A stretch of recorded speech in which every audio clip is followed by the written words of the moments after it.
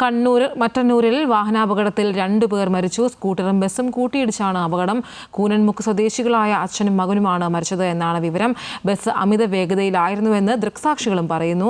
ഇരിട്ടി കണ്ണൂർ റൂട്ടിലോടുന്ന സ്വകാര്യ ബസ്സാണ് അപകടത്തിൽപ്പെട്ടത്. സ്ഥലത്തിപ്പോൾ വൻ പ്രതിഷേധം തുടരുകയാണ്. വിശദാംശങ്ങളുമായി ജോസഫ് അഗസ്റ്റിൻ ചേരുന്നു. ജോസഫ്, വളരെ ദാരുണമായൊരു സംഭവമാണ്. അച്ഛനും മകനുമാണ് മരിച്ചത് എന്നാണ് ഇപ്പോൾ അറിയാൻ സാധിച്ചിരിക്കുന്നത്. എപ്പോഴായിരുന്നു ഈ അപകടം സംഭവിച്ചത്? ഇപ്പോൾ ആ ഒരു സ്ഥലത്ത് പ്രതിഷേധം തുടരുകയാണോ? ഐശ്വര്യ, അല്പസമയം മുമ്പാണ് ഈ ദാരുണമായ സംഭവം നടക്കുന്നത്. കണ്ണൂർ ഇരിട്ടി റൂട്ടിലോടുന്ന ഒരു സ്വകാര്യ ബസ്സാണ് ഈ അപകടത്തിൽപ്പെട്ടത്. അതേ പാതയിൽ തന്നെ പോവുകയായിരുന്ന സ്കൂട്ടർ യാത്രക്കാരായ പിതാവിനും മകനുമാണ് ദാരുണമായ അന്ത്യം ഉണ്ടായത്. എന്തായാലും കൂനൻമുക്ക് സ്വദേശികളായ വിനോദ്, മകൻ വൈഷ്ണവ് എന്നിവരാണ് മരിച്ചത്. എന്തായാലും സ്ഥലത്ത് വലിയ രീതിയിലുള്ള പ്രതിഷേധം ഇപ്പോഴും തുടരുകയാണ്. ബസ് അമിത വേഗതയിലായിരുന്നു എന്നാണ് ദൃക്സാക്ഷികൾ ഉൾപ്പെടെ പറയുന്നത്. അതിന്റെ CCTV ദൃശ്യങ്ങളടക്കം ഇപ്പോൾ പുറത്തു വന്നിട്ടുണ്ട്. എന്തായാലും ഒരേ പാതയിലൂടെ പോവുകയായിരുന്ന 2 വാഹനങ്ങൾ തമ്മിലാണ് ഈ അപകടമുണ്ടായത്.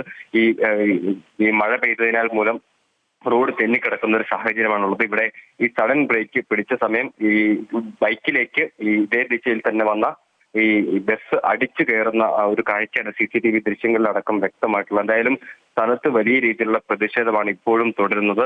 ഈ ബസ്സുകാർ ഇത്തരത്തിൽ ഈ പാതയിലോടുന്ന സ്വകാര്യ ബസ് ജീവനക്കാർ പ്രത്യേകിച്ച് അമിത വേഗതയിലാണ് എന്നുള്ള പരാതികൾ ഇതിനു മുമ്പും ഉയർന്നിട്ടുണ്ട്. നിരവധി അപകടങ്ങളും ഈ പ്രദേശത്ത് നടന്നിട്ടുണ്ട്. ഇതിന്റെ അടിസ്ഥാനത്തിലാണ് ഇത്തരത്തിൽ നാട്ടുകാർ വലിയ രീതിയിലുള്ള പ്രതിഷേധവുമായി രംഗത്തെത്തിയിട്ടുള്ളത്. ഏതായാലും ഈ മൃതദേഹം ഇപ്പോൾ ആശുപത്രിയിലേക്ക് മാറ്റിയിട്ടുണ്ട്. സ്ഥലത്ത് ഇപ്പോഴും സംഘർഷാവസ്ഥ തുടരുന്ന ഒരു സാഹചര്യത്തിലേക്കാണ് കാര്യങ്ങൾ കടന്നിരിക്കുന്നത്. 2 പേർക്കാണ് ജീവൻ നഷ്ടമായത്. കൂനൻമുക്ക് സ്വദേശികളായിട്ടുള്ള പിതാവിനും മകനും. പിതാവിന്റെ പേര് വിനോദ് എന്നാണ്, മകന്റെ പേര് വൈഷ്ണവ് എന്നാണ്. ഇവർക്ക് 2 പേർക്കുമാണ് ഇന്ന് ഈ അല്പസമയം മുമ്പ് ജീവൻ നഷ്ടമായത്. ഐശ്വര്യ.